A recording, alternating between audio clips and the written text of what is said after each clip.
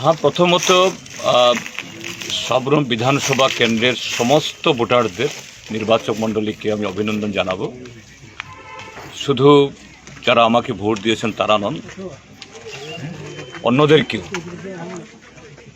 তো এই কেন্দ্রের বিধায়ক নির্বাচিত হওয়া মানে হলো শুধু যারা আমাকে ভোট দিয়েছেন তাদের না, গোটা বিধানসভা কেন্দ্রের এবং অবশ্যই বিধানসভার সদস্য হিসাবে সারা ত্রিপুরাজ্যের মানুষের আগামী দিনের ভালো মন্দ সুখ দুঃখ দেখতে হবে। তো এখন অবধি আমি সারা ত্রিপুরাজ্যের খবর জানি না, মাত্র বেরোলাম করোনা কেন্দ্র থেকে।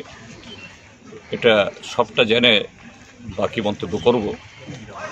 তো আমি এখানে যে আজকে সকাল থেকে ভোট গণনা শুরু হয়েছে, এইমাত্র শেষ হলো, সাবরুম বিধানসভা কেন্দ্রের এবং এই সাবরুম মহকুমারও যে সমস্ত যে আধিকারিকরা প্রশাসনের, সিভিল বা পুলিশ এবং আরও নানা অসংখ্য যারা বাইরের থেকে এসছেন, তারাও অক্লান্ত পরিশ্রম করেছেন আমাদের রাজনৈতিক দলগুলোর পাশাপাশি। আমি তাদেরকেও ধন্যবাদ জানাবো, কৃতজ্ঞতা জানাবো যে অন্তত এই অবধি একটা লেবোরিয়াস জব তারা করেছেন।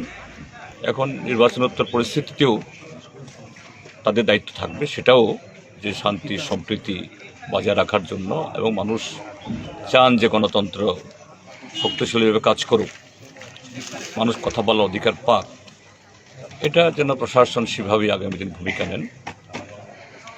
আপাতত এইটুকুই চাইব।